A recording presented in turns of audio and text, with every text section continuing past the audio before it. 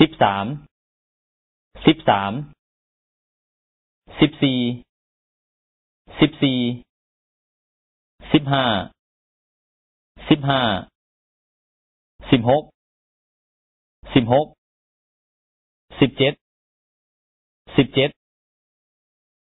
18 19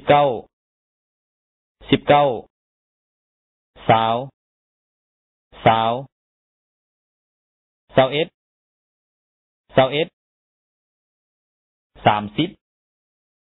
30 41 52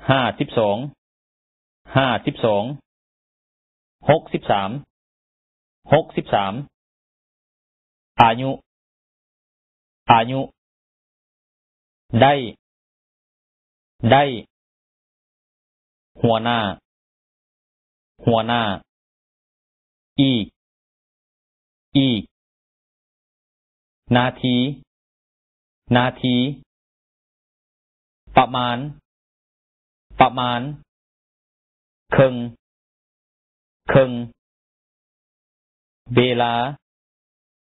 าปานใดชั่วโมงทางอน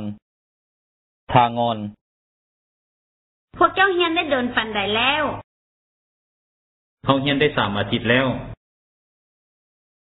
พวกเจ้าสิเฮียนอีกโดนปันใด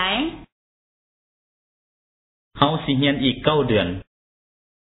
พวกเจ้าเฮียนได้โดนปันใดแล้ว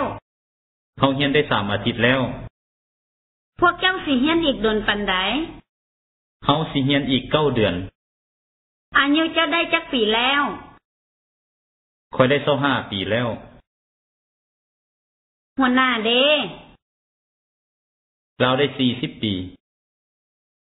อายุเจ้าได้จักปีแล้วค่อยได้25 ปีแล้วหัวหน้าเด้เราได้40 ปีขับรถไปเดินบินใช้เวลาจักนาทีใช้เวลา20 นาทีไปทางงอนใช้เวลาโดนปันใดใช้เวลาประมาณครึ่งชั่วโมงขับรถไปเดินบินใช้เวลาจักนาทีใช้เวลา20 นาทีไปทางงอนใช้เวลาโดนปันใดใช้เวลาประมาณครึ่งชั่วโมง